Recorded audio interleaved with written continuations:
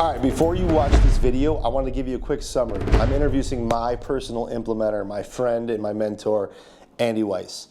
Andy Weiss has helped me scale my business from 6 million to over 12 last year, and we're shooting for 20 this year, and I couldn't have done it without him. The EOS principles that you're going to see and hear about were absolutely crucial to me building my business. We're talking about our EOS journey, things that happened in our lives and the way that we've affected each other and how we've helped each other grow. So if you're interested in scaling your business or trying to navigate the ups and downs of growth, this is a must-watch video. Here you guys go, enjoy. All right, guys, check it out. Today I'm with Andy Weiss, which is my mentor and my implementer in my EOS journey. He works with EOS.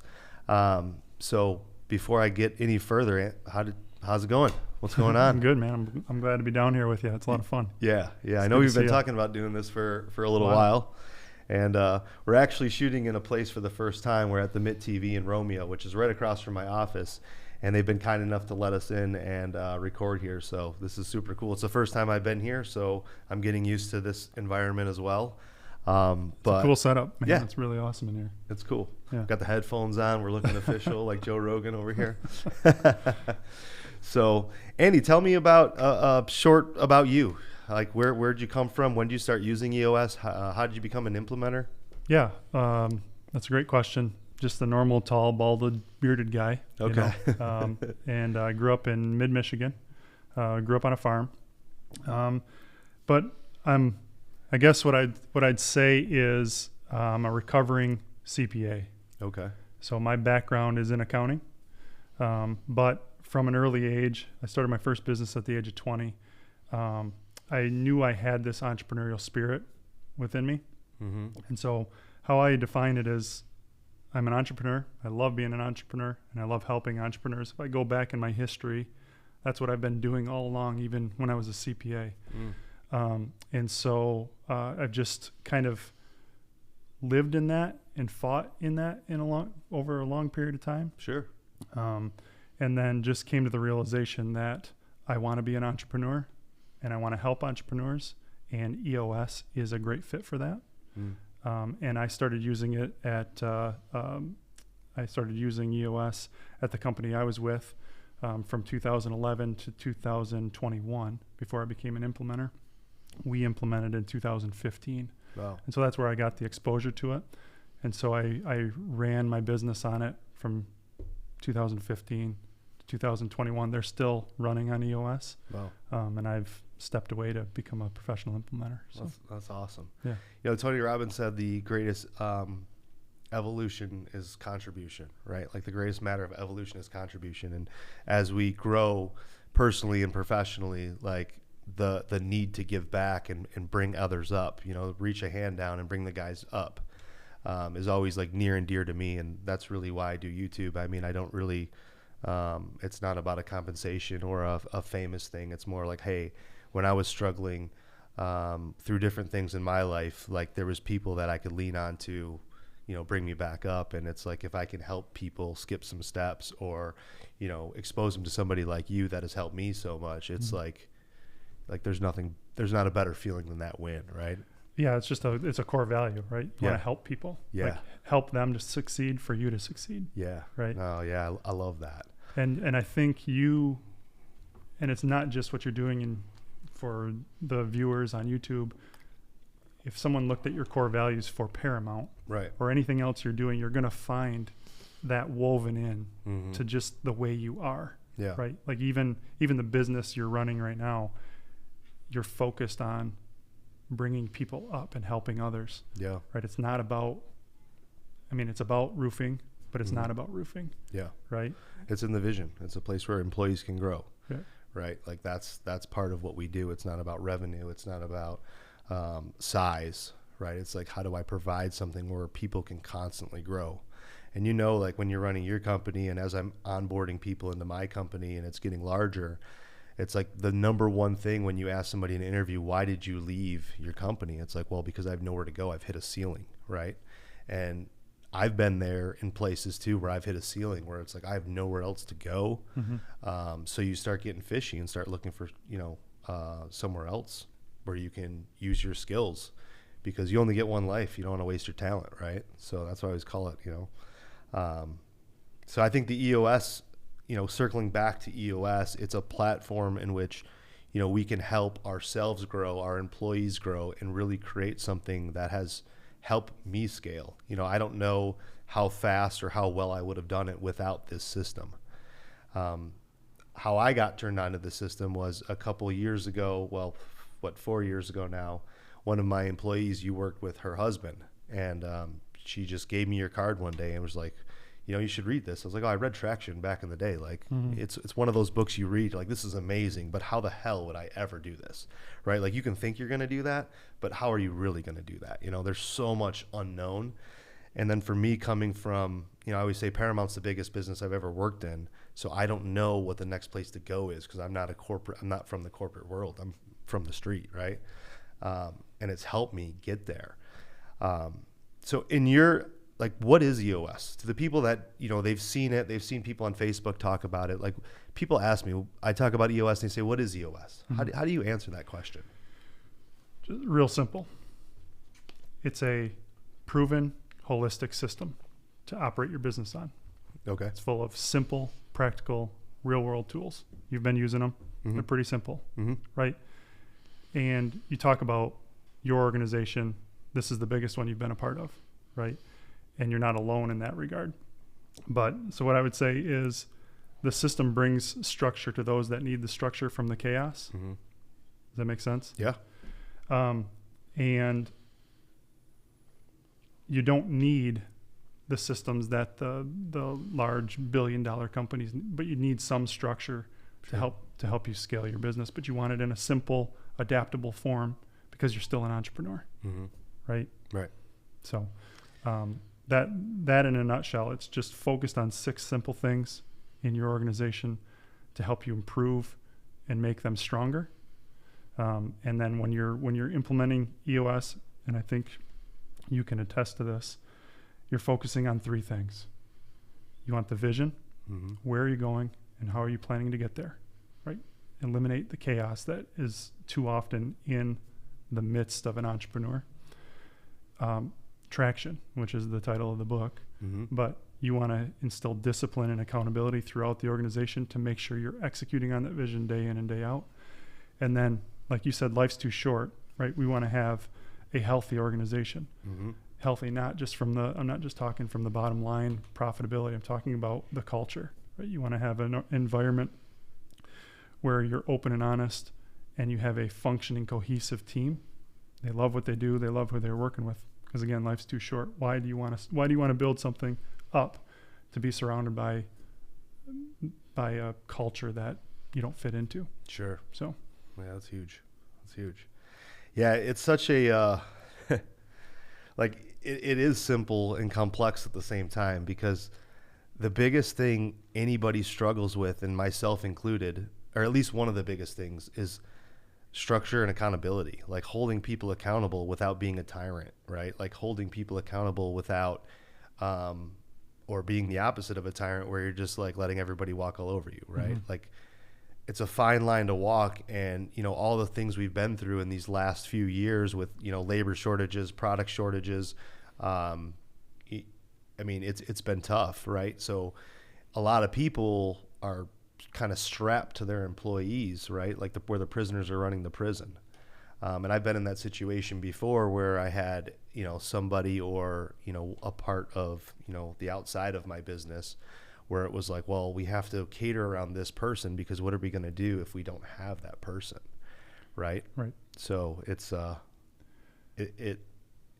lot. Yeah. Right. And I'd say you're not alone in that struggle. Part of it is you don't know what you don't know. Right. Sometimes it's just making that leap and making that decision and trying it out, but being really quick to adjust and adapt to make the changes, and not living in that if it's the wrong one. Right. Right. And you talk about accountability, and I'm just going to share my personal experience of one of the things that impacted me tremendously when I was a leader. Awesome. Through in accountability, like you're saying. And I think I've shared this with you before, but So a couple points. Like, I can't expect the team to be accountable if I'm not accountable, right? We always talk about we want our people to be more accountable. Mm-hmm. But in truth, I'm telling myself I need to be more accountable because I need to show the way. And if I'm not accountable, they're not going to be accountable. Sure. Right? As goes I, so go they. As goes the leadership team, so goes the rest of the organization. So I first have to be accountable. My team has to be accountable before I'm going to expect accountability to run through the entire organization. The second thing that impacted me probably the most is understanding that accountability is an equation. And I think I've shared this with you before. Yeah. Leadership plus management equals accountability, right? I have to be a great leader. I have to be a great manager. We have to be great leaders. We have to be great managers before we get accountability. It's not that they're not accountable. It's they're accountable to their own definitions, right? And I have to be very clear on the definitions and the expectations by being a great leader and a great manager. And then they're going to be accountable. They're going to rise to the occasion because they're going to want to hit those expectations. Sure. If I'm not great in those two areas, they're going to set their own expectations. They're going to reach for those expectations, and they're accountable to those expectations that they've created for themselves. Right? Yeah. And that was kind of a light bulb for me when I was going through it. Yeah. It's like it's on us. Right. Right. And something you've taught me that has been so monumental in my whole life. I mean, not just one place, but when you're making a decision, to be able to look yourself in the mirror and make sure, like, did you train this person properly? Did you hold yourself accountable to giving them a proper job description? Did you do everything in your power before you criticize the next person, right? Because we're so easy to be like, the marketing team is not getting leads or it's less than. It's like you're pointing your fingers at them, but did you look in the mirror first and make sure that you've given these people or your leadership team all the tools they can do to succeed before, right, you start pointing fingers? Because you were talking about holding yourself accountable, and I think it's very easy to, when things go down or go sideways a little bit, to point fingers at everybody else, whether it's in your family, your personal life, or in your business life. Oh, for sure. Right? It's so easy to say, that's not me, it's you. Right. And it's a lot more difficult to train yourself to be like, well, I have to check myself first, and then I can criticize other people if there's something left. But typically you'll find it in you, right? The Indians are only as good as the chief. Yeah. Understand that there is always the case where, I mean, there can be patterns where you have people that aren't rising to the expectations, and you have to deal with that issue. Sure. Yeah. But you do have to have that self-reflection first. Yeah. The one thing I wanted to add there, so as leaders, if we want to be leaders and managers, we really have to care about our people, which I truly believe you do, right? What I think gets in the way a little bit is we're stretched too thin.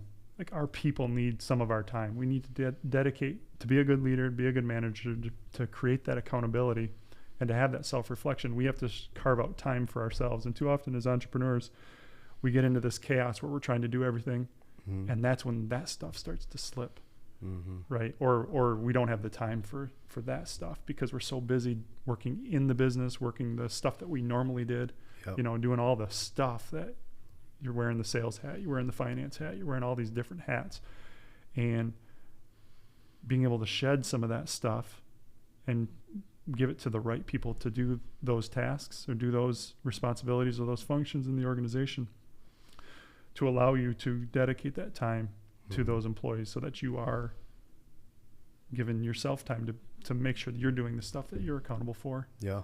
And then holding them to that high standard, that expectation, so that they can show you that they're accountable as well. Yeah. So.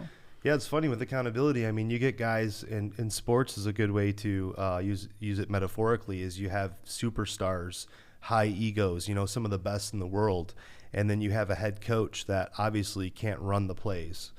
They can't perform how the athletes perform, but yet they hold the athletes accountable. And because of that, the athletes perform better and appreciate the coaches that hold them accountable. Right? So if you look at it from that standpoint of accountability, as a head coach or a visionary or integrator, like whatever position you are, or you're just on the leadership team where you're leading and managing a team, like, it is possible to manage people with egos. It is possible to make people perform better just by their coaching. And you can see that in sports, Yeah. right? Like people want to be held accountable, Yeah, like regardless of how they are, Yeah, that's a great way to put it. you know? Yeah. So, You as the leader, you're creating the environment for them to thrive, right. right? Right. But some people aren't going to thrive in that environment. Yeah, and they're That's not okay. a match. Yeah. That's okay. They can go. They'll find a match somewhere else. Absolutely. Yeah. Yeah, and you've seen that. You've seen that before. Have you ever read the book Extreme Ownership by Jocko? I haven't got through the whole thing, but Oh, did you read the part about where they're carrying the boats and they're doing the boat races on Hell Week? Refresh my memory. So it's a book about Navy SEALs, right? Yeah. And training them through Hell Week. And there's a part where there's 6 or 8 boats, and they carry the inflatable boats all the way out to the beach in the freezing cold water, and they have to do an obstacle course and come back to the beach. Well, they ran the race multiple times, and I don't remember what team it was, but team 1 was always in first, and team 6 was always in last. So what Jocko did before he penalized everybody on team 6, he was like, let's switch the leader from team 1 and team 6. So they didn't switch the team, but they switched the leaders, right? And then team 6 came in first place every time, and then team 1 came in second place every time, right? And all they did was switch the leaders. They didn't switch the team. Right.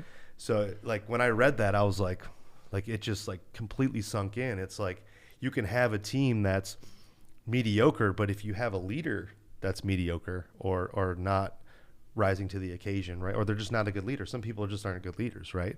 It can take the entire team down, Right. just by that leader. So having, something that's developed in my business lately, over the last year or two is I've been very fortunate and blessed to have the people that work with me, and I have excellent leaders in place to where, I can just go and I don't have to be like, nobody calls me, nobody texts me. Like they don't need anything. And these leaders are all in place. And when we sit at, look at the scorecard and stuff that we'll get into later, like I don't have to worry about that stuff anymore. And I think earlier you said something, working on the business instead of working in the business. And I think this is the hardest transition, when we're going in roofing. I guess it's different, but when you're going from 3 to 5 million and then trying to get 5 to 10 million, like you have to have that team in place, right? Or I guess you can just take on a bunch of contracts, right? But it's not going to last long. But working on the business instead of in the business is so crucial. How did you make that transition in your careers? Before we get there, just a quick question for you. So when was that? When was the point where what was the breaking point for you to kind of recognize that you needed that a little bit, to look at that a little differently? I guess I personally recognize that I'm not a great manager. I'm a good leader, but I'm not a good manager. I'm a good visionary, but I'm not a good integrator, right? Like, so when that really sunk in, where it's like, I'm not the guy that like will analyze all these metrics and KPIs, and I'm not the accounting guy. I'm not the build Excel spreadsheet guy. I'm not the QuickBooks person. Like I know how to operate it, but Right. that's not my thing. And it's like, I'm either going to grow or I'm going to stay the same, and I'm going to be trapped wearing all these hats, working in the business at the same time. Right. So at that point, I got an awesome opportunity to, work with Tyler, and he approached me like, hey, would you ever, think about having me come on? And it took a year. I mean, this is the beginning of the EOS journey, right? Yeah. Where we were bringing him into our EOS meetings, but he wasn't quite an employee yet. Yeah, I remember that he was just starting. He was just like, Right. it was kind of a weird thing. I was trying to understand what was going on there. And it's so, I mean, what he brings is so unique, because as I'm the visionary and he's the integrator, we are yin and yang. Like he's the data guy. He analyzes numbers. Like if you spend, if somebody buys a Post-it pack, he knows, right? Not that he's upset about it, but he knows. Where I'm just like, it's a cost of doing business, right. Like I'm focused on, I'm all the way out here. So, and then when he came in and I seen that working, where it's like, man, I can like not look at operations, not look at finance at all, and I can just focus on sales and building the team. Then I was like, okay, now I know what it's like, right? Like, so I had a leader, and I was like, wow, now I know what it likes. Now I need more of those. So you took that little leap. Yeah. That little leap of faith and said, I'm going to make this decision. I'm going to give it a shot. Yeah. If it works, could transform my business. If it doesn't, I'll pull back and go back to Right. business as usual, right? Right. So I just, the shark smelled a little bit of blood, and it ended up working out, and it's now I couldn't imagine, there's other people in my business that it wouldn't exist without. But that was the first time where I realized myself, I was mature enough and evolved enough to recognize, I'm like, wow, that's, like this is how it's supposed to be, Yeah. You wanted some of that. I mean, you got some of your, I would say, freedom. Yeah. Like, I'm not saying the business is holding you in chains, but freedom to do what you want to do. Yeah. I think Dan Sullivan calls it your unique ability. You're free to go do what you bring the most value to the organization. Exactly. And I can work on it instead of in it, I'm sure you get pulled in every once in a while still. Yeah. And sometimes it's willingly, like I'm not lazy. Right. If my calendar's not full, then I end up like veering off, so I like to, like, no matter what's happening in my life, like picking my kids up from school or whatever, like I'll put that into my calendar because it just, fills my day. Like this podcast, anything that we're doing or I'm doing personally, because if not, I tend to, veer off track. What's veering off track for you? New idea? Just doing things that are not productive in life, like, I mean, I'm not much of a video game guy, but you'll just end up like scrolling Facebook, or you're listening to sports and fantasy football. That's a big one. DraftKings, things like that. Yeah. So what was sorry, I interrupted your question. What was your question to me? You wanted to know your story that is similar transition for me. Yeah, for like.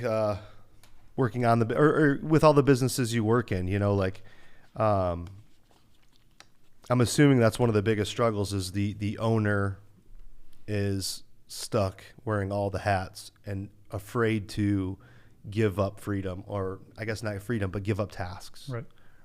To let go of it. To let go. Right. Because they've controlled it for so long. Yeah. Right.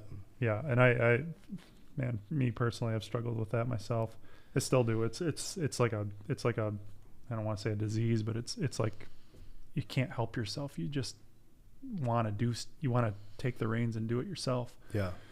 And that's probably, I'd say that's a really cool thing about running on a system like this is even if you aren't ready to take that leap where you're completely 100% working on the business most of your time, but you recognize you need to work on your business sometimes instead of in it. You're only dedicating, I think I did the math the other day, it's like 5 to 8% of your working time where you're dedicated to working on. Like, can you give 5% of your time to working on the business to see what it can do for your organization, right? And think strategically and go in with a plan instead of just letting things happen, right? And I think personally, this was my realization is, and maybe it hits on what you did too, but it's burnout. Like I can't keep, like if we're going to go back when, in my old business, if we're going to go to 100 million in sales, I don't have the bandwidth to continue on the way I'm doing. If we're going to go to 100 million, right. If we're at 30 million and we're going to 60, I can't do that. Like something's got to change.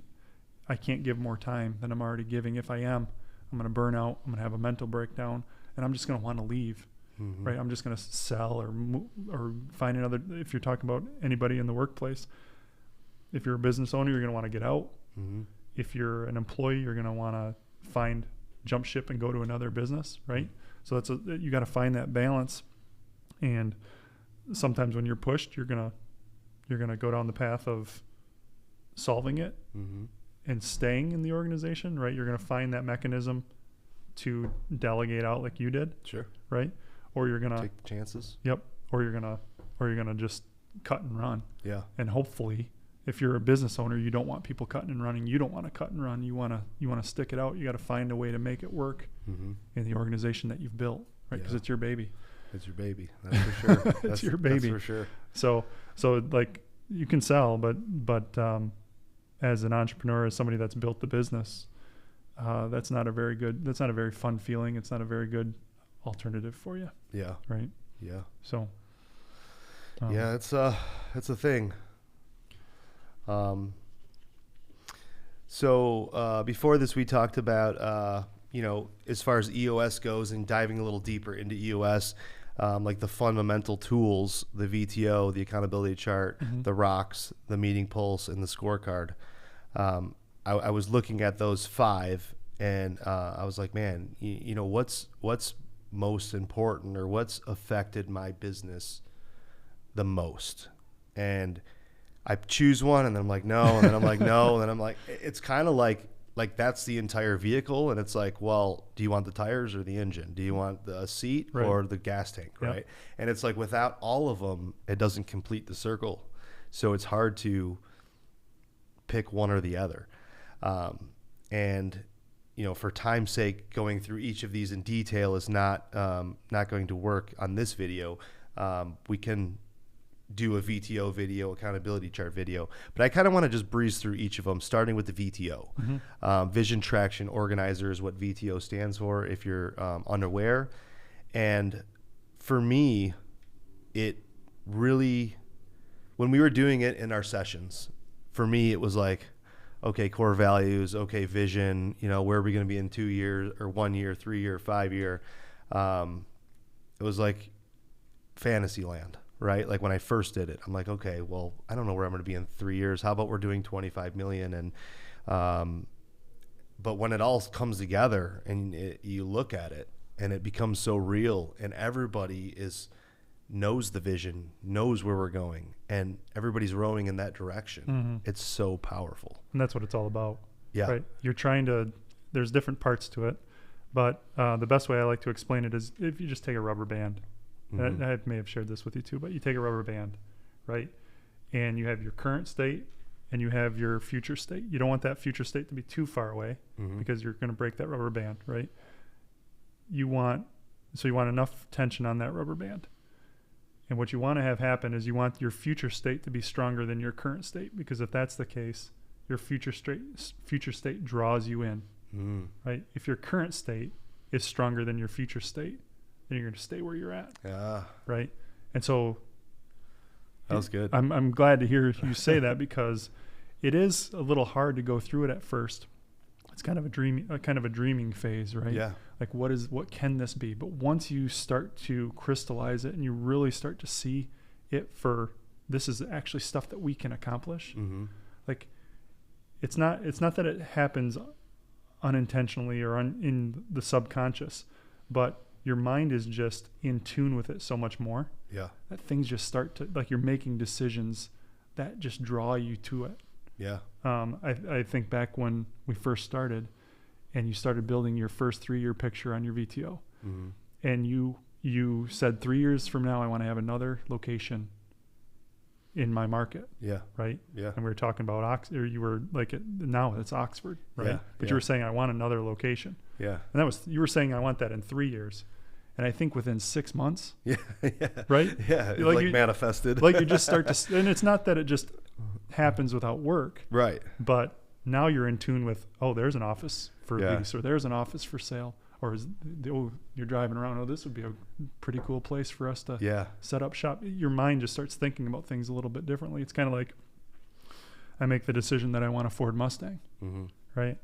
So I'm going to start drive. I have that commitment in my mind. I can see myself driving that Ford Mustang. Now I'm driving down the road. What do I see? Ford Mustangs everywhere. It's not like Ford Mustang sales shot up overnight. Right. It's just my mind is paying attention to it a little bit differently. Yeah. Right. And I think that's one of the big powers of the VTO is it's, especially when you can get like you said, get everybody aligned and rowing in that direction, because the magic just starts to happen, because now it's not just your decisions become easier. Their decisions become easier. They know what your core values are. They're part of your core values, right? Yeah. Does it fit our core values? No. Okay, we're not doing it. Does it fit our core values? Yeah, that's the first filter, right? Then our core focus, does it fit our core focus? We are roofing, which is yours, right? Yep. If it doesn't fit that, you're making that decision, but your team is also making that decision, right? They don't need you to tell them that we are roofing, because they know we are roofing. Yep. And if somebody comes in to install carpet, nope, we don't do carpet. We're roofing, right? Yeah, so those decisions don't even come to you anymore.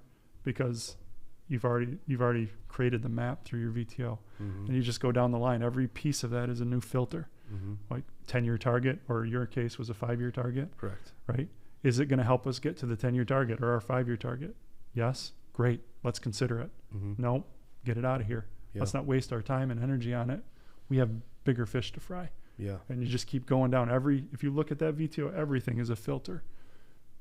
Yeah. And it just helps your team make better decisions. Yeah. No, it's an incredible tool. If you haven't done it or seen one, I'm sure Anthony will be awesome enough to edit this video and put one on the screen. Yeah, and they're free, and you can go and get one, EOSworldwide.com. You can download the VTO. Okay, and cool. go through those 8 questions. Yeah, for Okay. sure. It's all free on the website.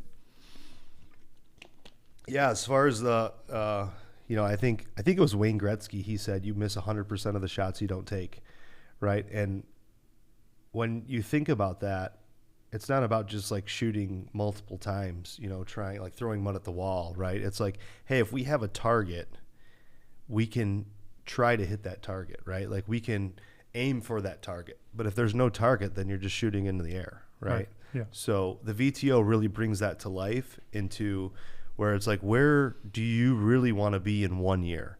And it doesn't just ask, when you look at the VTO, it doesn't just ask where you want to be. It's like, what's your measurable? Like, what are we measuring to say we hit that target?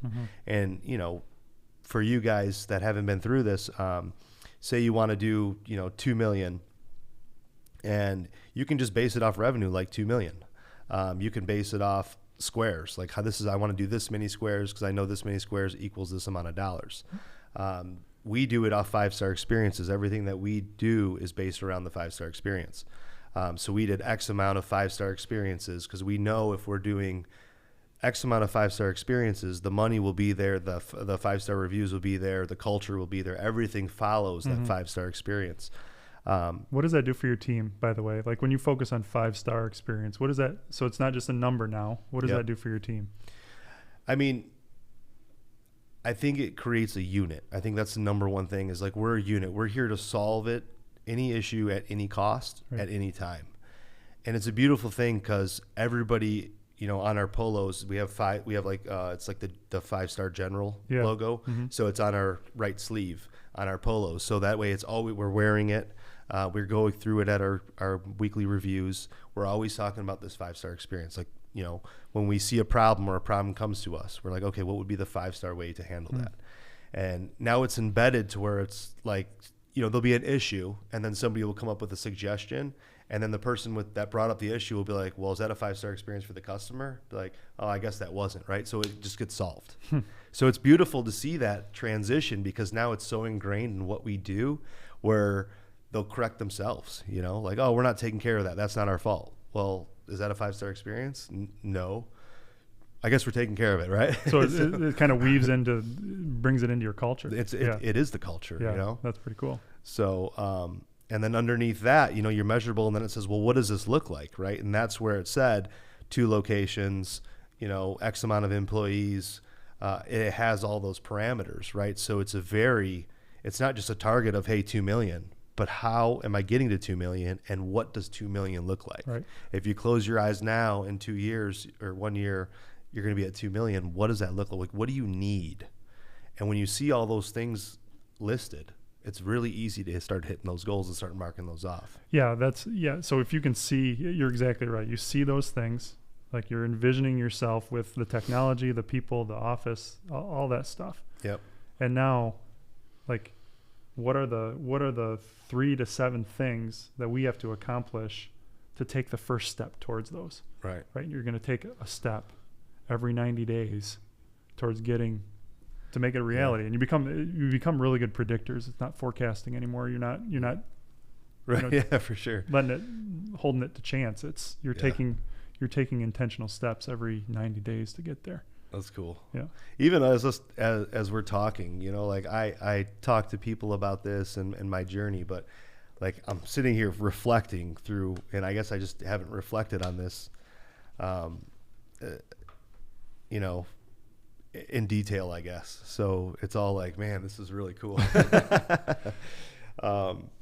Accountability chart is another one that's a fundamental tool that we use. And one of the most popular questions I get is, I need a project manager, I need a foreman, I need a sales manager. Who do I hire first? And I'm always like, have you done an accountability chart? Because the accountability chart will tell you who you need to hire next, right? It will tell you how many seats there are. So explain the accountability chart and the importance, of it in EOS. So the accountability chart is getting the right structure for your organization to take you to that next step. Okay, so it's not, you can look at it as it is now, but it's more about building that structure for what it needs to be. Right? So you have this plan of, okay, this is what we need in the next 6 to 12 months in order to set us up for our 1-year plan, our 3-year picture, and our long-term goal. And so what you're doing is you're trying to build the major functions that you need somebody to be accountable for, and you're putting the roles in each of those spots. This is the high level. This is what, like if crap hits the fan, this is the person that we're turning to. This is our great leader that's going to help manage these 5 things, right? And then you're not creating silos. You're creating this. Let me put this a different way. You're working on it as a team, but there's somebody that's accountable for it. So I can get help from my peers, I can get help from my team, but ultimately I'm the one that's going to be responsible for this that's going on in the organization. And it brings clarity so that you don't have people stepping on each other, right? So back when you were first, when you were building the organization, you were wearing a sales hat. Somebody else was wearing the sales hat. 2 or 3 people were wearing like the same sales hat. There was a lot of conflict there, right? Versus this person owns the sales hat, right? And they're gonna manage and lead the entire sales function of the organization. And me, Eric, as the visionary, I'm no longer accountable for that sales stuff. So I got to be careful. I'm not gonna disrupt and cause any problems in this arena. I'm gonna give my input. I'm gonna help solve issues, but I can't take that accountability away from them. Otherwise, I've just taken all their autonomy, all their engagement just away. There's no reason for them to be there anymore. Right, cutting the legs off your manager. Exactly right. Yep. And so what you're doing, again, you're not building it for the way it is now. You're building it for what your organization needs to be in the future. Okay.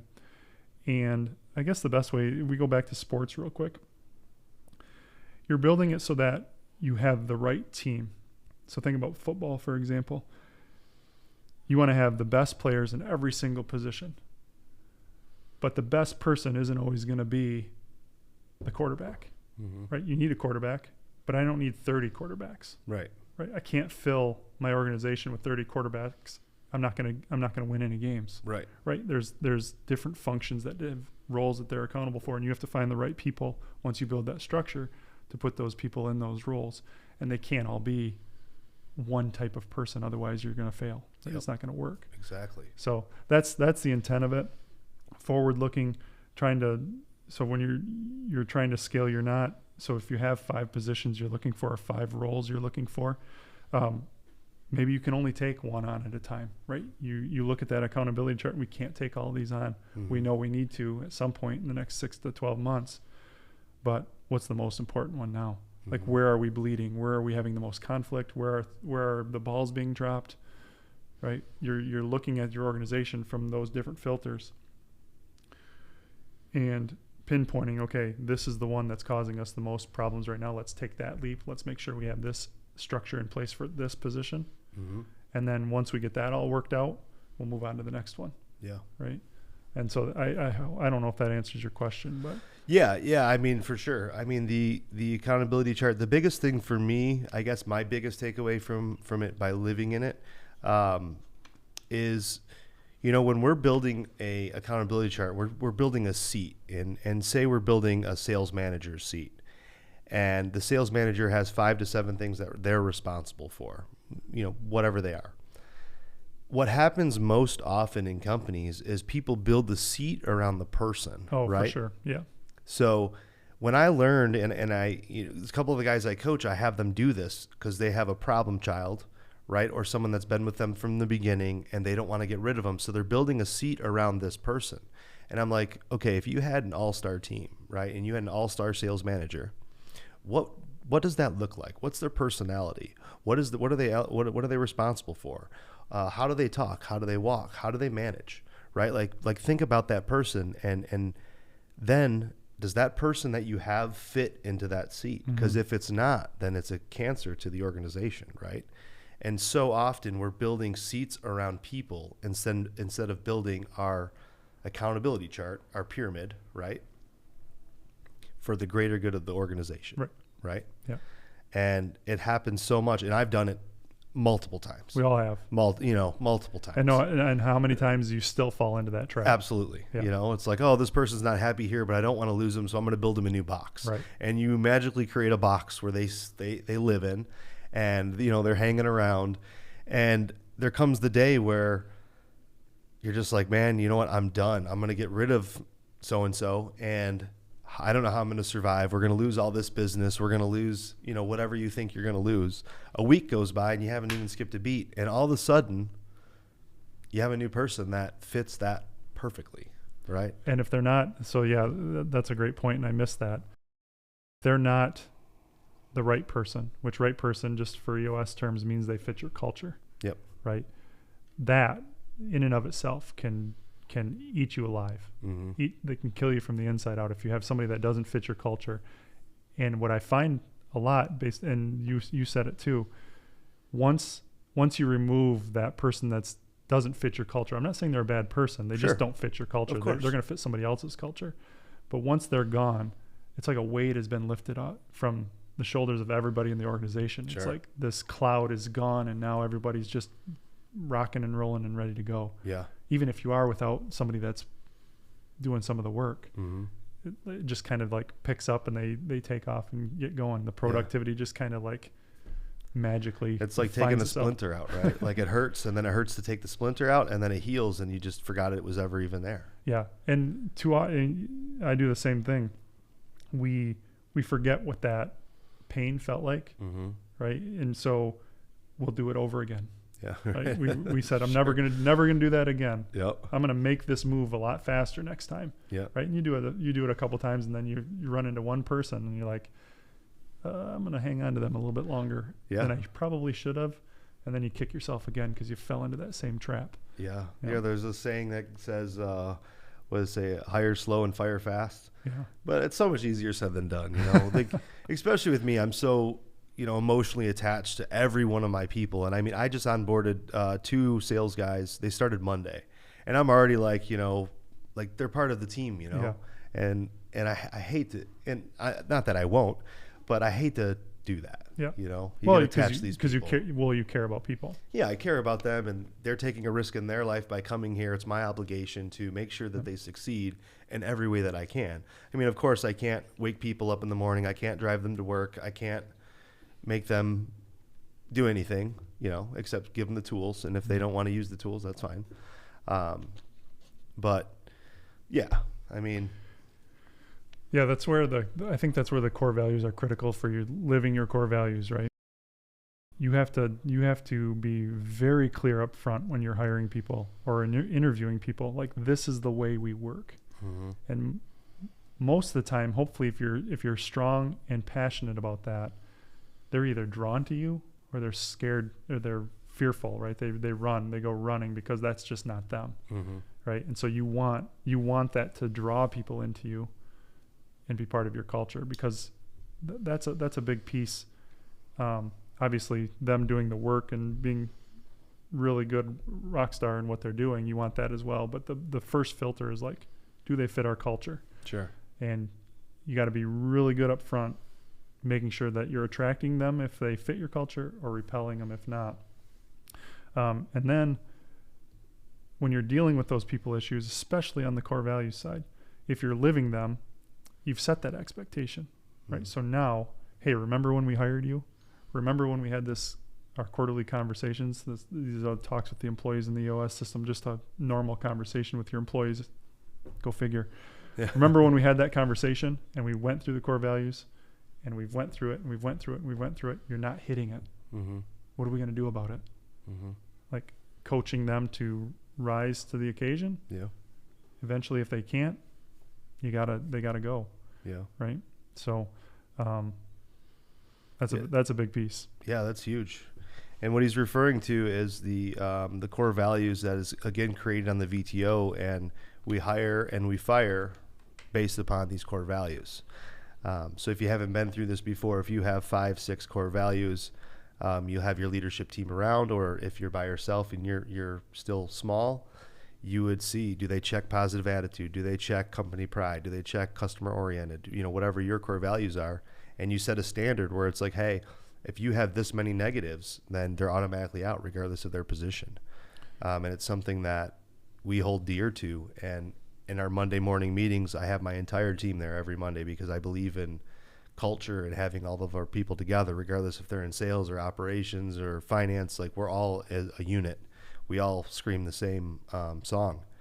And every week we'll just be like, hey, give me a core value, give me a core value, give me a core value, right? Until it's like at first people are like, oh shit, I don't know. And they'll laugh about it. And like they're looking around the office because seeing if they had it on the wall or something. Well, we do, but Tyler stands in front of it before he asks. So now they're kind of prepared for it. And I know they've probably looked at it like, hey, I better remember these because I don't want to be called on. Yeah. And it's only 5 or 6, so they can. But now they know it, right? So now it's running that funnel that Andy keeps referring to is the top funnels at core values, right? Does it match our core values? So if we're on an insurance job and, it's an adjuster or something that we're normal, we have a good relationship with, and there's not much damage, but we could probably get away with something, right? Is that in our core values? And the way we preach that is we want that to run through their head just like a 5-star experience. So when you create that culture of core values and everything surrounds your core values, and we hire and we fire and we take on work and we work with customers based upon our core values, that becomes our song, right? Like, that's what we are all about internally. And it's kind of like a flower. It starts small, but eventually that it will bloom, right? And that's what we do. And it didn't happen overnight. Yeah, it didn't happen overnight. Right. No. And what did you have to do to get to ingrain that? I mean, we didn't for a while, to be honest. We were, and we'll get to this, but we were just doing EOS instead of actually running on EOS. So we did the VTO thing. We came up with our core values. We revisited it quarter after quarter after quarter. Like, yeah, this is what we do. But we didn't really, we put it up a plaque on the wall in the office, but we didn't really talk about it. And then it was like, the vision and the core values need to be discussed every week, and everybody needs to know those, because if they're really participating right into this vision and the core values, and they're really buying in, and they really have the company pride that we always talk about, then half of these issues may not be there, right? And so that's kind of what we did. We just went all in with it, and it's been fantastic. Yeah, it's sometimes it gets boring because you feel like you're repeating yourself over and over and over again, right? But it's just like the five star experience. It's just it's the filter of the conversation that happens now in your organization. Yeah. Right. Does it fit this core value? No, we shouldn't do it. Right. Right. Does it? Yes. Does this? And you'll probably find, and maybe you are already, that you're going to get some self-regulating as well. So that even your teams are now coaching each other. Hey, let's. Yep. That's not. That's same not, thing with the 5-star. That's not the company pride. Exactly. And it's a beautiful thing. And at first, it seems like, oh, it's stupid. It's a waste of time. Whatever. I felt that way. Andy's like, every meeting, you guys should be going over this. I'm like, yeah, we're doing that. Yeah, sure. And the difference once you actually start, doing this is it is incredible. It's incredible. What made you? What's? Do you have anything that switched it for you? That said, this is like made you switch it a little bit, or was it just the repetitiveness that it just kind of took shape? I think it just kind of took shape. I don't attribute it to one thing or the other. I knew, I just knew it was something we were missing. When we talk about vision, and when I started working with other people, I could see things earlier in my organization that were happening, and it's like, dude, they have to know where you're going. Like, they have to believe in that, and if they don't believe in you, or they don't believe in your cause or the organization, then they may not have a place here. Like if they're combative every time you're trying to march forward, that's a problem, right? So I think it just kind of like clicked, you know, for me. Are you the cultural czar of the organization? Are you the cultural One of leader? them for sure. Yeah. You know, everybody's got to be in gear. I don't want any ripped pants or jeans with holes in them. Right. You know, I'm very like, but Tyler's that way too, because he came from very clean cut corporate place where he had to dress a certain way, talk a certain way. So there's no people in their pajamas or anything like that if you walk in my office. So just another question for you. In your transition, maybe not transition is the right word, in your quest to let some of that stuff go and get some of your time back and working on the business, has that had an impact on how much you've been able to pay attention to the culture of the organization?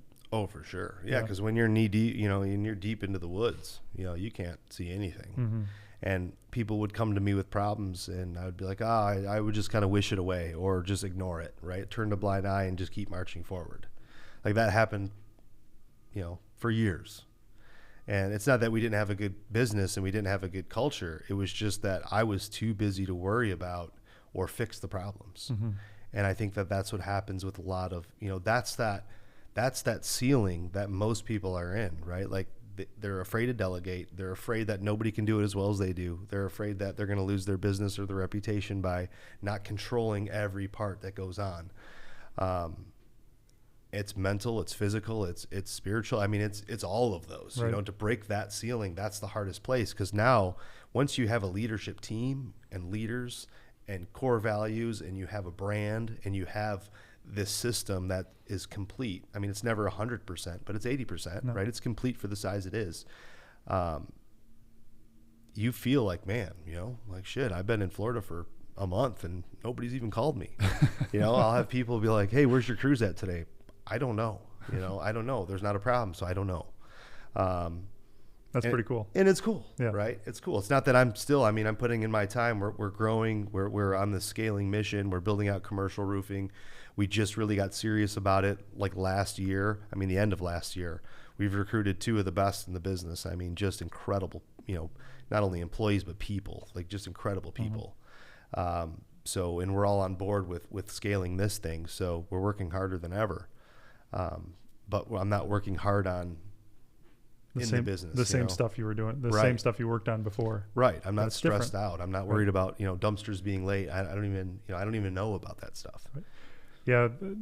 Some of the frustrations that you have in hitting that ceiling is it seems like you're stuck in this business deja vu where you're dealing with the same issues over and over and over and over again, versus where it sounds like you're at now is you're always going to have issues. You're always going to have something to manage and solve and work on. Of course. It's just it's a different set of issues. Yep. Right. You've moved on and progressed towards your vision and opened up the box of 100 different issues that you need to solve and work on to prep you for the next scale. Yeah.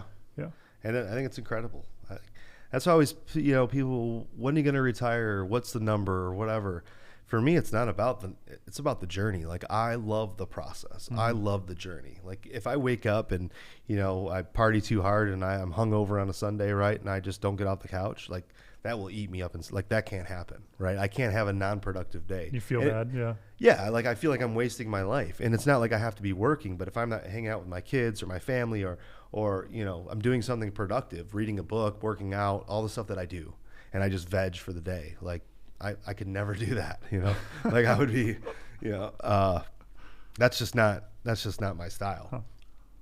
Not that it's a good thing or a bad thing if people take a day to just relax, you know. Clarity, and this is another thing you've taught me, is the clarity breaks. You know, like, as a visionary, we are engineered, right, to think and have all these ideas, and we're seeing, you know, they say that we see 10,000 advertisements a day, and we're soaking all this in. We're comparing it to our business. We're comparing ads to our business. We're comparing other people's employees and sales teams and the Facebook and YouTube and all this pollution's in our mind, right? And I remember I called you overwhelmed with, I don't remember the situation it was. I think it was something with sales or something. I don't know. And you're like, are you taking your clarity breaks? And I was like, no. You know, it's like, you have to put it in your schedule. This is another thing that goes into my calendar, where it's like, go to the library, go to walk in the woods, go sit somewhere, but you just have to sit there and clear your mind so that you can filter some of that out. Yeah, it's about protecting your confidence. Yeah. You have to, like, as a leader, you got to protect your confidence, and you set out to do this, right? And what's holding you back from that? What's getting in the way? What are some of the, so you're trying to highlight some of the problems and challenges and obstacles, but you're also trying to clear all that clutter that you're talking about, because as a leader too, you can't get distracted, right? If you're trying to turn that ship constantly and not going down that path that you set, you're going to cause a bunch of chaos. That chaos is going to come back into your world. Sure. And those clarity breaks protect your confidence. Make sure that you're still clear on where you're going, where you want to go, and just cutting out all that chatter. What did you find as, like, when you were doing this, like a clarity break, like a good setting, location? Are you like journaling? Are you just sitting there? Like, what helps Andy? You want me to be honest with you? I'd go to my favorite bar or pub or microbrew place.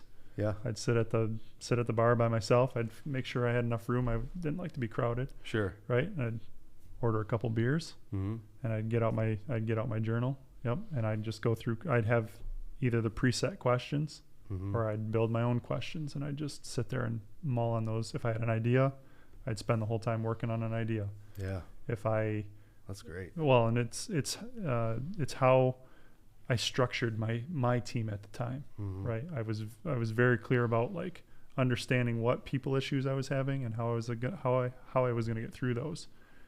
And that quiet clarity time for me is where I built out, okay, this is what I think it should look like. This is what I want it to look like.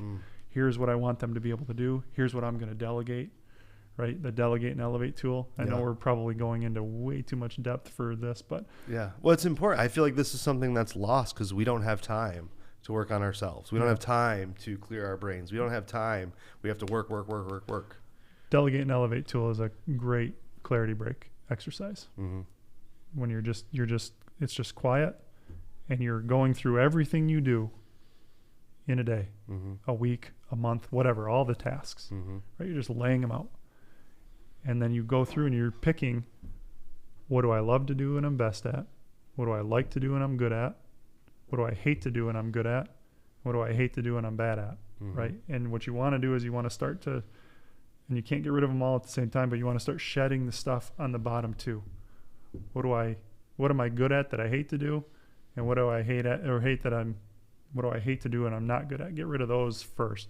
Preferably the ones you hate and don't like. Right. Or you hate and you're not good at. Get rid of those ones first. And then work on the ones you hate but are good at, because that's living hell, to be honest with you. Everybody keeps coming to you to get this stuff done. Right. And you can't stand doing it. Yeah. Right? So that's a great if you're just getting involved in clarity breaks, that's a great exercise to go through, just to understand where do you bring the most value in the organization, and then just take little baby steps in delegating some of those on the bottom two quadrants, and you'll wake up a year later and be like, oh, I feel so much better. Yeah. And that's the coolest thing. Like, when Andy first came, he brings the EOS binder. So you have a binder, and in the binder, it has all your quarterly meetings, your delegate and elevate, all the tool, everything's in there. And when you're a year in and you're flipping back through pages, right, where you first wrote your goals, you first wrote your VTO, and then you're revisiting again, it's like, shit, half that stuff in the 5-year plan I already did in 1 year. And it's same with the delegate and elevate. There's things that, depending on your personality and your build, that you're naturally good at. And there's things that you hate, but you just do because you're protecting your nest, Or you have to do it. Right. And it's like, how do I shed these or find somebody that's better than me or likes to do these? Like, even if I'm good at it, how do I find somebody that likes to do this and is good at that, right? And get rid of that. I mean, for me, one of those was sales, and it's not that I loved it, but it took up my entire time. Everything that I did, I was running 9 appointments a day, 7 to 9 appointments every single day. And I would do them in 45 minutes, and I was really good at it. And I made a lot of great relationships and built a company out of doing it. But that wasn't my job. I shouldn't have been doing that, And a good example is last year it would be damn near close record hail, right? We had 3 hail events all in an hour proximity of my office. And when the first one happened, I was like, I'll go with you guys, right?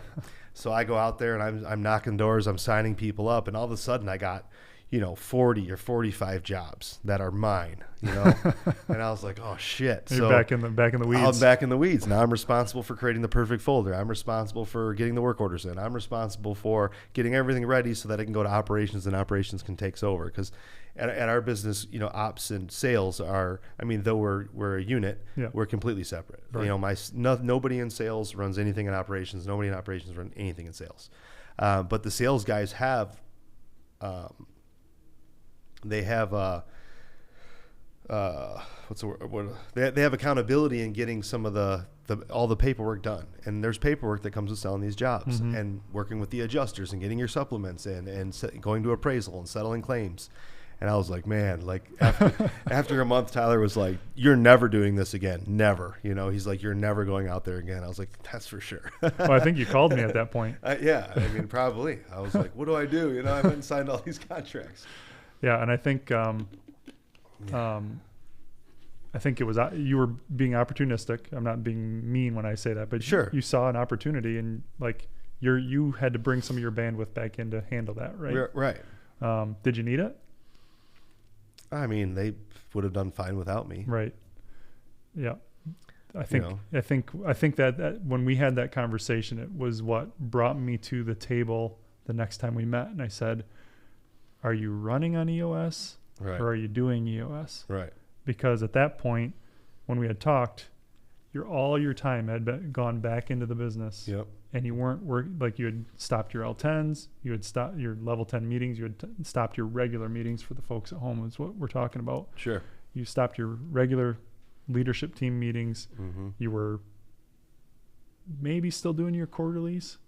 Yeah. Or maybe you skipped we were doing like half-ass quarterlies, right, Right. We were doing half-ass meetings. Right. And I'm not saying I wasn't saying it because of saying you needed me there. I'm saying that I wanted you to go all in. Right. Because you can run a quarterly meeting. Sure. You have the capability. Mm-hmm. Now in your journey, you know what they look like. You know how to do this stuff. Sure. It's just dedicating your mental capacity and your time to it. Mm-hmm.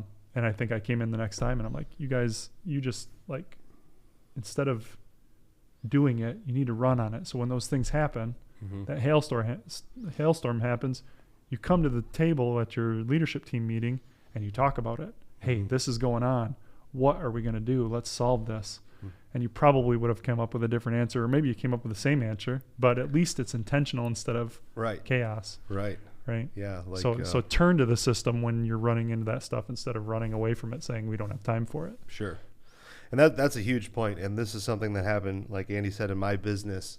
And I'm sure it happens often where we have these systems, right? Like and whether it's EOS or not, right? You come out with this new CRM, this new way of doing something. Mm-hmm. And all of a sudden shit hits the fan. It gets really busy and you just throw it out because you go back to what's easy, right? Because it's so easy to go back to what's easy. And it's hard to stick with what you're doing until it becomes ritualistic. And that's what happened to us. We were so used to the EOS system. And it's like, we're so busy. We have so much workload. We can't take on any more. And so we throw all the fundamentals out the window and just so we can keep chasing the carrot. When we learned a good lesson, I'm glad that happened because I learned a good lesson from that, situation where it was like, okay, now I'm in it and I'm suffering and I got to get out of this thing. But you've done good getting out of it. Yeah. Right? And like I said, it was a blessing in disguise. It's not like we didn't have any bad repercussions. We didn't lose any, we didn't get any bad reviews. Nothing like that happened. It was all good, but it overloaded us and we got to see wow, if we're going to that level in our 1 year plan, in our 3 year, in our 5 year, it's like we better get some bodies and we better start planning for this ahead of time, right? Like be intentional about be it. intentional and be predictable, and not just predict it on paper, but let's start predicting it in real life. Yeah. Right. Like if we're really going all in and we're really going to do this, let's put the people into place that we need to ahead of time instead of backwards. Like wait till we get to work and then try to hire, then interview, because then the whole process gets skipped. I'm glad you brought that up. That's a scary part. Yeah. Like investing up front. Yeah. Bringing in a person that you might not need 100% yet. Yeah. Too often we bring them in afterwards. Exactly. Like we're already stretched 125% and then we bring somebody in. Yeah, and you want them to fix all your problems with no leadership, right? You have no time to give to them. Right. Yeah, exactly right. That's a good point. I mean, we're kind of in that situation right now because of last year, the growth and all these opportunities that came for us, where it's like, hey, you know, the leadership team, we are either going for this or we're not, right? So we're going for this. So these are the positions we need to hire ahead of time. And some people are like, well, what are they going to do? What if there's not enough leads? What if there's not this? What? I was like, we can what if all day, but it's never not. I mean, we've grown every single year. It's never not happened. And, you know, we're going to keep pushing that. And now it's like, okay, when that next storm comes, we have a lot of armor and we have a lot of, you know, we're there. You're ready to handle it. We're ready to handle it. And if it doesn't come, then, I mean, we're going to, you know, with all the branding and the knowledge we have in marketing, like we'll use resources in order to get it. But it's scary. Does your scorecard help you at all with that? Like, does it show you? So when you get to that staffing level, are you changing your scorecard at all? So you are pushing to make sure the funnel's filled enough to support that? Yeah. Okay. We have metrics based upon every function. Okay. Right. And then it's like, hey, if we're going to be here, what does this mean in number of leads per week? What does this mean in number of closed sales? What does this mean in job shipped to a 5-star experience? You know, all that stuff is represented onto the scorecard. And realistic, not pie in the sky stuff, right? Right. Realistic. Yeah. And again, Tyler's the numbers guy. Yeah. He's the numbers guy. My integrator. He's, you've seen him in videos. He's very good at roping me in, you know, where it's like, okay, you can dream and, you know, we can plan on doing all this, but this is what we're going to do. So we got to be prepared, you know. When you're investing into your first house, right, you're buying a rental. And this is kind of how it is in business, is you're investing into a house. You're spending, you know, $50,000 on a junk house and you're putting 40 into it. Now you're invested $90K. You're $90K invested before you start getting any return. Mm-hmm. So why aren't you treating your business and your employees like that, where it's like, it's okay to invest in to that next level and put that $90K up or whatever it is, right? Then when the rent starts coming in, you're prepared to handle that flow. So I started thinking, it's like we're making investments into people, and it's not like we're way overstaffed and we have all these people. That's not it at all. But instead of working the opposite, where it's like, hey, we have enough to handle 10 million, but yet we're doing 14. Now we're equal, right? Mm-hmm. Where it's like where we want to go and where we see our projected growth, we're able to handle that and maybe a little bit more. Right. Yeah, I think you hit the nail on the head.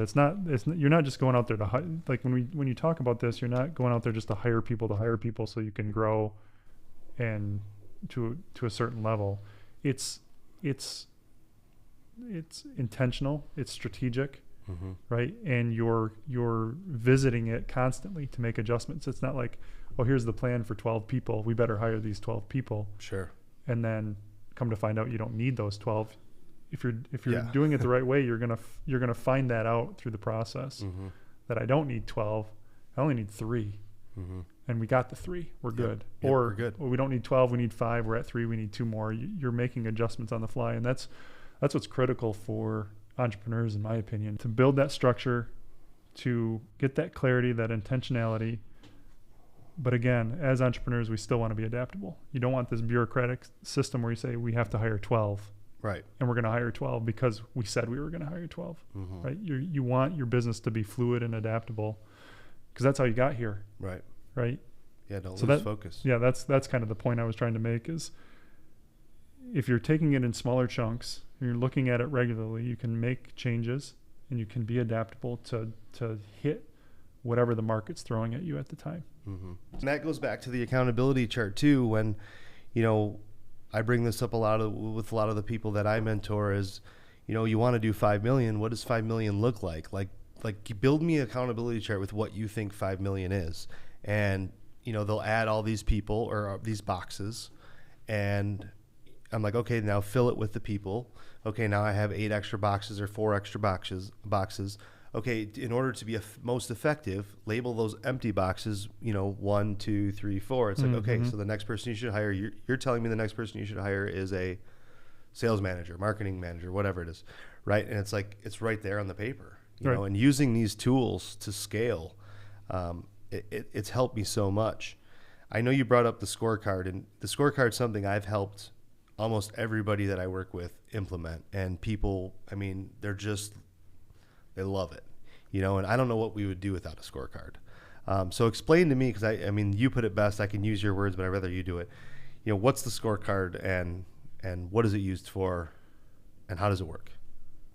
So traditionally, we're looking at numbers that are retroactive. Mm-hmm. Like it's already happened, and you're trying to make decisions on stuff that's already happened. Mm-hmm. And the scorecard is really built for us to predict, become really good predictors, and understand what's going to happen next so that we can make changes if we need to, and we can make those adjustments. Mm-hmm. And the best way I can put it, the scorecard is it's a check engine light for your business. Mm-hmm. A lot of people want to put on their scorecard, they want to put these lofty numbers. Like, we're planning to do 10, but I'm going to put a goal out there for 15, mm-hmm. right? Just because if we can hit 15, I want to hit 15. Sure. But that doesn't help you. Right. Right. If you're hitting 10 and that's good, like, you want to know you're good. Mm-hmm. If 15 is the goal and you're at 10, it's going to be red. Your check engine light's coming on when you don't have a problem. Mm-hmm. Right. You want it to be, if the goal to get where we want to be is 10, set the goal at 10.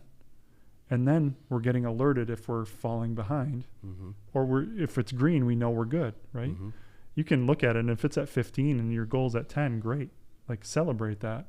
But don't set the goal at 15 when it doesn't need to be, because you really want this to tell you that we need to pour resources into this to figure it out. We need to spend time talking about it, solving it, making course corrections to get it back on track. Otherwise, down here, our numbers are going to fall short. And we're going to be, if we don't deal with it, we're going to be surprised at the end with bad financial data. Sure. Right? We're going to lose our butt. Mm-hmm. If it's green, all green, great. We're going to have we should have a great month, and our financials should reflect that. Sure. And so you're looking at building a scorecard that tells you activity, not necessarily, you want it to be activity based. Like, what am I doing day in and day out, week in and week out, that is going to impact our numbers that we really want to hit for the month, the quarter, the year. And that's the biggest part that I think we miss. And I had this problem too, obviously as an accountant. We're always looking at the month-end financials, quarter-end financials, reporting the numbers, what went right, what went wrong, what are we going to change going forward. But you're already too late. You're already 15 days into the next month, trying to solve a problem that happened 6 weeks ago. Mm-hmm. Right? So the scorecard is the check engine light, week in, week out. What's on target? What's off target? Anything off target, we have to talk about and try to get it back on target. Right. Move to the issues list. Yep. So the scorecard, I remember when we first talked about it, you said, I said, what do we put on the scorecard? How do we know what goes on the scorecard? And you said, if you were on an island and you had no phone, no communication, no Wi-Fi, and you were getting a message in the bottle about your business performance for the last week, what would be on that message that would make you know something's going good or bad? Mm-hmm. Right? So the check engine light, and I use that in my example in my video too, and everybody kind of related to that, which I think is important. But the next step is, okay, if somebody wants to build a scorecard, they always say, well, what do I put on my scorecard? And they want to put 75 items on the scorecard, right? I mean, that's typically, and then you got to do the keep, kill, combine. But how do you choose, or how do they choose, what goes on the scorecard and what doesn't?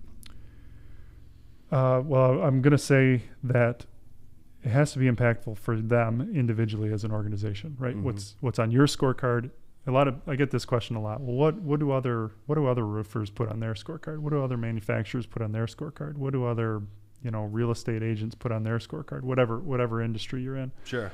The truth is every business is different. Mm-hmm. So it really boils down to what do you cherish? What makes an impact for you? Yours is 5 stars, Mm-hmm. right? I can't say that every roofer out there is going to have a 5-star scorecard metric, Sure. right? That means something to you. Probably might not mean anything for any other roofer. Sure. So the big thing is, like, what tells you the story that you had a good month? Like or a good week. If you were to go home on Friday and said, I had a good week, we start there. Mm-hmm. What happened? What happened in that week? Mm-hmm. Was it sales? Was it close rate? Was it cash in the bank? Was it how many 5-star reviews you had or 5-star experiences you gave? Sure. What happened at the end of that week that you said, man, it was a good week? Mm-hmm. Or conversely, something bad. You go home on Friday and it's a bad week. Yeah. What are those things? Yeah. And maybe those are on your scorecard that say we need to get these back up to snuff Right. in order for me to have a good week. And that's the first filter I'd say, is just ask that question. At the end of the week, I had a good week. Why? What happened? And can we measure that? Right. And what does it look like? right. And it's sometimes we get too complicated and we start going into 75 different numbers. Right. And you just lose. You're not going to pay attention to it. Yeah. So you want to boil it down to 5 to 15. Mm-hmm. 5 if you can, 15 at the most. And one number is not going to tell you the whole story. So that's why you got to have more than 5, Yeah. because you're going to have some sales, you'll have some finance, you'll have some. That's what I was just going to say. We have like 2 to 3 per department, right? Yeah. Like we have, amount of receivables over 45 days, because then we need to know to get liens ready, right? We need to make sure we're measuring that. We have leads in, we have production time. So are we, we like to be at 6 weeks out. Are we 6 weeks out? That way, if we're not 6 weeks out, we're like, okay, is it because the sales guys aren't doing the paperwork, or is it because we're not getting enough leads, or is it because, so when we see that red light or that light up on the dashboard, it's like, hey, we're less than 6 weeks of work. It's like, well, we got to figure out why, Yeah. right? Because the last thing you want to do, and I'm sure this has happened in every business, right, where you're so busy working on the business and all of a sudden you're like, oh shit, we only have work for next week. What are we going to do? Mm-hmm. Right? Like, we don't ever want to get to that point. That'd be scary. Same with receivables. You don't count the receivables because you have this big cushion in the bank. Well, at the end of the month, you pay your suppliers, your crews, your employees, you pay everything. And you're all like, out. oh shit, I got no money. Yeah. But yet I'm owed $1 million. So The one thing I'd say to somebody that's like, if somebody says, Eric, where do I start? Just start putting some numbers start tracking some numbers weekly. mm-hmm. Like this isn't a magic pill or a silver bullet here, right? It's going to grow. It's going to transition. It's going to change. You're not going to set it today and it's going to be the same. Like your scorecard is different than what you started with, Mm-hmm. right? We just sure. we added new stuff last quarter. Yeah, we cut out stuff, added stuff. Right. Yep. So start somewhere, pick a few numbers, monitor them for a few weeks, Mm-hmm. set your goal. If they're red and you don't care, it's not the right number. Sure. If it's not causing a sense of urgency with you, you've picked the wrong number or That's a good set of numbers. Mm-hmm. So if you're worried about, like, I don't know what numbers are going to be the right ones for me, just pick a few. Yeah. You'll learn a lot just doing that. If you see, like I said, if you see a number that's red all the time and you don't do anything about it, probably not telling you a story that you're worried about. Yeah. Right. And if you're tracking something on the other end and it's all green, but you're going home every week or at the end of the month, you're just like in knots because you had a horrible month or a horrible week, that's probably not the right number. So it's just playing with it. Tuning the guitar, right? Yeah. And just reiterating it. Yeah. Yeah. Yeah. If you're stuck, right? Some people Sure. are tuned into their business and they know exactly what they want to put on there and they're going to start tracking it. Others don't know where to start. If you don't know where to start, just pick 5 numbers, start tracking them. Yeah. If they're not telling you the story that you're feeling at the end of the day, it's still a bad week, then you're not picking the right numbers and you're not doing things you're not paying attention to them enough to put put some urgency into changing and making them better, then it's not the right number for you. Yeah, I think it's a powerful tool that is probably one of the simplest tools to create and the simplest tools to use, but yet most effective in especially the beginning cycle of doing EOS or even just running a business. Scoring these different things, it's very easy because it doesn't take any time. It's stuff that you already know.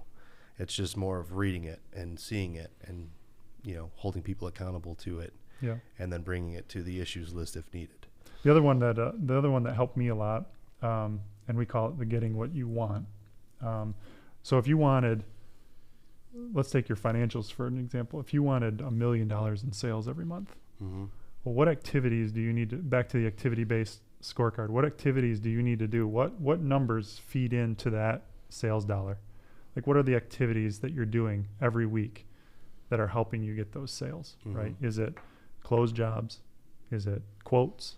Is it door knocking? You go back to what is everybody doing to help get us to that $1 million? If I want $1 million a month, what type of activity do I need to do there?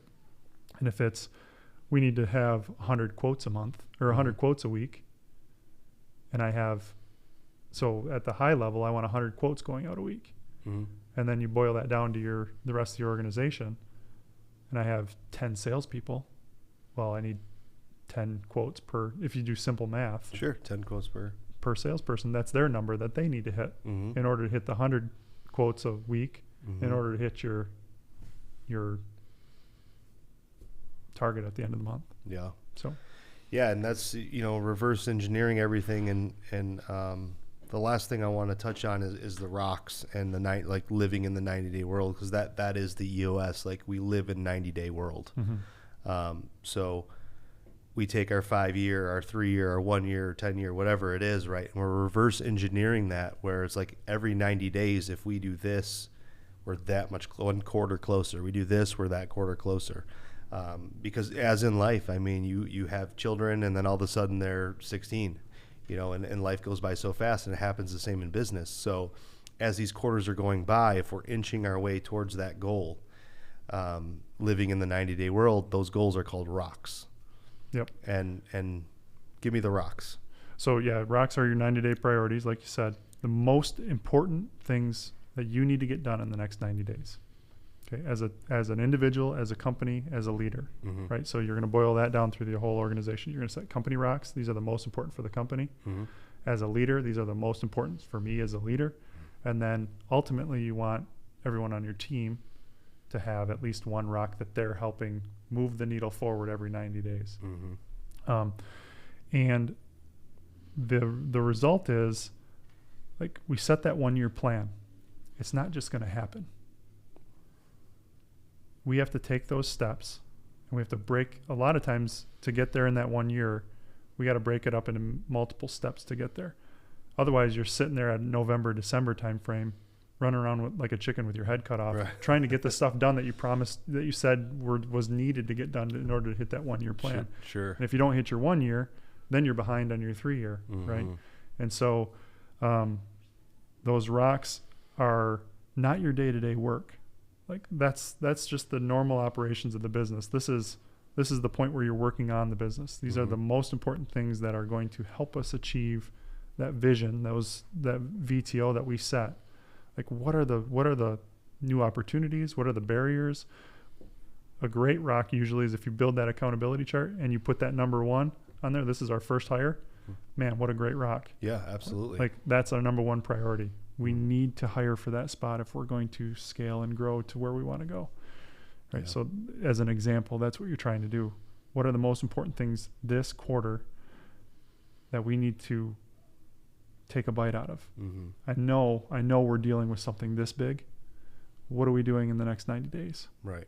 Because we can't do it all right now. Right. We got to do this. Sometimes your rock is only 90 days, but a lot of times they're longer. They're bigger. Yeah. Yep. And taking it into pieces, like you said, right? Like, if we have this big goal, it's like, how do we dissect that into 4 so that we're moving it along to hit that 1 year? Yeah. But we often have rocks of, onboarding people, getting our SOPs and stuff documented. That was a rock a couple of years ago.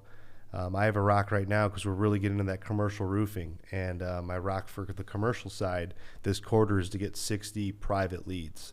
So we're tracking them every week, and in our meeting pulse, we're on track, off track. But 60 leads is not too many. But 60 private building owners that have a commercial flat roof is not that easy when you're just getting started. Right. But that's my rock for this year. So it can be anything. It can be, leads in, you want to have SOPs written, you want to hire somebody, you want to have a new website, you want to onboard a new CRM. I mean, there's plenty of different things. And when you create all this and you start living in that 90-day world and you get a year down, like I said, and you go to your annual, and you're reviewing all the rocks from this year, and it's like, man, we did this, and checked all that stuff off.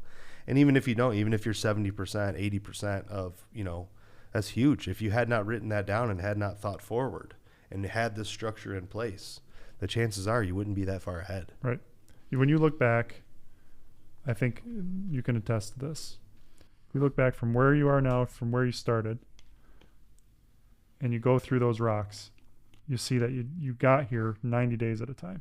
Yeah. Like you're just taking those steps. Yeah. And whatever time frame you're looking at, but in this system we look at 90 days, but you're taking those steps. Mm-hmm. And it's not going to happen overnight. But the momentum is great. The momentum is great, It doesn't feel like it all. Like looking back, it's great. Sure. But it doesn't always feel that way when you're in the moment. Of course. Yeah, absolutely. But you've had your moments of frustration, for sure. I'm sure. Oh, absolutely. Yeah. But no, that's cool. Is there anything you wanted to cover as far as EOS Journey Implementer? I have a couple questions from people that we can get into, but just... yeah, I would say when we talk about the journey, there's going through the journey of implementing EOS, but what I would say is if EOS is a fit for you, it's a continuous journey, right? This is the way you're going to operate your business on, mm-hmm. right? So it isn't a seminar or something to dabble in. I think from what you're experiencing, absolutely, it's what you run your business on from now until you decide not to anymore. Yeah. And so there's two different things there. There's implementing it, that's getting it off the ground and making it ingrained in your organization where it's just the natural flow of how you operate. Mm-hmm. And then from there, it's just continuing to run on that and using it as the tool to get where you want to go in your organization. Yeah. So. Yeah, it's so powerful. That's one of the things is like doing EOS versus running EOS. And I remember there was one time where you sat in my office and you said, when I walk out of here, you're either going to fully run on EOS or you're going to fire me. Like those were the two options you gave us, right? Because you were just like, I'm done with like half-assing this. Like we're either going to be all in and committed or you're just wasting resources. Yep. And that was powerful, and that always stuck with me. And that's one of the good things about, of the many that you've taught me and that you really stand by is like, I'm not here to just make a living. I'm not here to just, like stroke an ego. I'm here to like make a difference and bring you up, or, why am I here at all? Yeah. It's about helping you. In this case, I want to help you get what you want. Mm-hmm. Right. And if I'm not doing that, then what am I doing here? Right. Right. So, it's not you're right. It's 100%. It's not about the paycheck. Mm-hmm. It's not about, if my family would allow it, I'd probably do it for free. Right. Right. It's just, so yeah, 100%. If ever I'm not providing value for you, mm-hmm. like it's time for me to go. Right. Yeah. It's time. I think it's just incredible honesty and, it's just a cool place to be. Mm-hmm. So one of the questions I got was, at what size would you consider yourself ready to start the EOS journey? I will give you I'll give you the target window first, and then I'll expand on it a little bit. So typically it works well in organizations that are 10 to 250 employees. Mm-hmm. Okay. If you're talking about just employee size, there are businesses that are way above that, and there are businesses that are way below that, Mm-hmm. right? It can work for the whole gamut. I'm implementing with a 2-person company right now. Okay. They don't use everything yet. They're Mhm. they're growing and scaling, and some of those pieces will come into play as they grow, Mm-hmm. right? But there's still power in a lot of the tools for a smaller organization. Sure. You're still even if there's 2 people, you're still dealing with people, Mm-hmm. right? You're still dealing with a vision. You're still dealing with data, process, issues, and traction to get there. The Mhm. 6 things that any business needs to strengthen. They're still dealing with them, just not to the level of somebody that has 50 people. Sure. So I'd say it can work. There's tools that you can implement, whether you're 2-person, 10-person, 50-person, or 1,000-person organization. Mm-hmm. No, that's helpful for sure. We answered, how do you decide what goes on a scorecard? In your opinion, how does EOS help scale a company? I guess not in your opinion, but in your observation after implementing with several people. How have you seen it most impact the organization where you started, and then after a year, 2 years, 3 years, like with me, scaling the businesses? Yeah, I'd say as entrepreneurs, initially, when we're growing, we get to a point where it just becomes chaos. And that next step is just going to be more and more chaos, right? Mhm. So where I see EOS helping scale is as a driven entrepreneur, you're going to scale some way, shape, or form if you're running a good business, right? Mhm. You're going to scale. And where I see it helping the most is it gives you intentional path to Mhm. scale, Mm-hmm. right? This isn't a just grow to grow kind of mentality. We are going to attack it with urgency, with everything we got, and everybody's going to be going in the same direction. We're not going to be pulling off into 4 Mhm. different areas, causing a bunch of chaos. So it's an intentional scale, Mm-hmm. and it's defined by what you want from scaling. Does that make sense? Yeah, perfectly. Like The ultimate accountability model, right? do you want a $100 million business? Do Mhm. you want a $10 million business? Those are run 2 completely different ways, and neither one of them are bad, Mm-hmm. right? Which one do you want? Right. And then this system gives you simple tools to be able to do that, Mm-hmm. to reach for that, what you want to achieve, whether it's more profitability, more sales, a better team, whatever scaling, Culture. whatever scale means to you. Mm-hmm. It fits into that system so that you can focus on it and be dedicated to it, Yeah. instead of it just happening haphazardly. Yeah. No, that's amazing. EOS Implementer versus self-implementation. This is a tough one. People read Traction. I've read it over 6 times for sure. I've read Rocket Fuel. I've read most of them, if not all of them.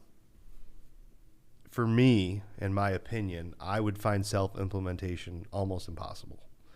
And I'll take that a step further, as last year we decided that I was going to run the quarterly meetings. So Andy would run the annual and the 6-month meeting, and I would run the 2 quarterly meetings. And when I did that, at the end of the meeting, we always give a rating, and everybody, and my team's very honest. They'll tell you if you suck. And they all liked it and said we did a good job. But looking inside of it, we didn't have that third unbiased party, because one of the biggest part of EOS is in the meeting is like we're not politicking, right? We're here as a team with a voice. Everybody gets a voice, and then we go in and solve it, right? Mm-hmm. And we just choose a solution, whether it's yours or not. We choose it. And no matter what you're doing, when you have a mutual interest into the business, I find the third party is always a necessary to be there. So I think, for me, in my psyche, it's not possible. But what about from your experience? I mean, do you have... The first thing I tell you is you don't suck. I think you'd be really good at it. I think you're a great coach. I think you're a great facilitator, and I think you're a great teacher, right? So in that regard, I don't think you suck. I think the problem you ran into is again, wearing multiple hats. Like, you have to, if you are going to self-implement, it can be done. Mm-hmm. You have to be really good at wearing those two hats. I'm implementing versus I'm the owner of my seat, Mm-hmm. whether it be finance or operations or the visionary, the integrator, whatever it is, Mm-hmm. right? And it's tough for some people to be able to facilitate as a third party and manage conflict and manage the discussions Mm-hmm. to get to the root and to teach and to facilitate and to coach that team. It's hard to stay there when you're also doing some of the things in the business, because there's no wall there. You can really easily just go right into your spot. Sure. And so that's where I see people struggle the most when they're self-implementing, if they can't draw those lines, or they don't have the capacity, right? Mm-hmm. It's a system that you're trained on, right? And you've either run on it or you've been trained, or both, Mm-hmm. on how to implement this system. And somebody in your organization needs to take that time to do it. And if they don't have the time capacity to do it because they're busy doing other things in the organization, the implementation may not go as smooth, may go slower. Again, not that you can't do it, it just may go a little slower or not as smooth. Not as smooth, for Yep. sure. Yeah. Yeah, it's almost like you have to be an actor and have a different, like, step out of yourself Right. as the owner, Right. and as, because you have interests, right? Mm-hmm. And to do that, which I prepared, man, you coached me to it, right? And I prepared myself, and I think I did good. But then after, months, I'm like, yeah, this is just not it, like Mm-hmm. like that third party confrontation is nice, and confrontation in all is nice. Like when we have, there was we had a L10 meeting a couple weeks ago where there was confrontation, and we always welcome confrontation, because if you're being open and honest and truly being open and honest, that confrontation is bound to show itself, right? Where I don't agree with you, and we're going to have a discussion about our disagreement right here at this table. Mm-hmm. And yeah, I think with self-implementation and reading the book and understanding it fully without being coached would be a struggle. The other thing is that, in the process of implementing, eventually you are going to graduate, right? And you will be wearing both Mm-hmm. hats at some point, Sure. right? When you graduate, somebody in your organization is going to take over Mm-hmm. for that implementer and run the quarterlies and annuals, Mm-hmm. right? And so, because again, the EOS journey does not stop after your implementer leaves. Mm-hmm. It continues on. Sure. The question is, really, can I do that from the start, or do I want an implementer to help us get from point A to point B, and then we can take it from there? Sure. Yeah. And that's yeah, exactly what I was saying. I mean, to start without an implementer or a coach, and just to dive into these binders and there's a lot of tools, 555, Kobe. I mean, there's a lot of tools, Mm-hmm. right, that you have to learn in this process, and to just learn it all non-biasedly and roll it out, can be tricky. I'm sure there's some that do it and do it well. Yeah, we tried. My old business, we tried to self-implement, and we did it for 3 to 6 months on our own. Just being open with you, Mm-hmm. and it was very difficult to learn. So, and I was the one that was spearheading it. It was difficult to learn and to implement and do my job at the same time. Sure. Even for the rest of the people on the leadership team, it was tough for them to implement it and do their normal stuff. Mm-hmm. So we went on the journey to hire an implementer, and it freed us up to, like, learn as we were doing the stuff that we needed to do anyway. Right? Yeah. No. Yeah. And eventually you get to the point where it's just ingrained and it's natural. It's just like your core values now and your 5-star experiences. Yeah. that's just the normal cadence and the language you use now. Right. Eventually you get to the point where you're talking about L10s and core values and IDSing and the stuff we're throwing around that these guys may not know about. Right. It's just part of it now, and it's second nature to you. Yeah, it's awesome. So people would be, I'll randomly like, hey, have you ever heard of EOS? It's like, what do you want to know? I live, eat, and breathe it, like, or have you ever ran or talked to anybody or whatever? And it's so second nature to me now, where I can just, like, that's what we do. That's how we live. Like, right. So if you go to the gym or you eat healthy and you're on or you have an addiction and you're getting clean, it's not just like you said in the beginning, it's not just a 45-day, 1-year fix. You're working on this the rest of your life, right? Like if you're truly going to be as healthy as you can, or you're overcoming whatever it is, like that's a lifetime commitment. And this is very much the same. Yeah. It's just like getting healthy or going to the gym, right? Some people can manage that workout routine themselves, and some people hire a personal trainer. Exactly right. Watch videos. Yeah. Yep.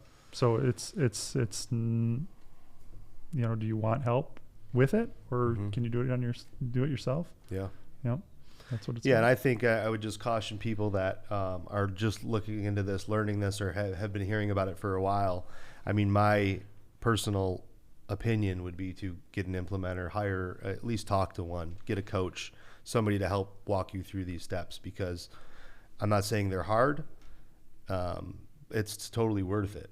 It's just a commitment. It's a new way of life. It's a new iPhone, a new CRM. It's a new, right, where it's like, hey, we're using, HubSpot, and that's all we're using, and this is how we run our business.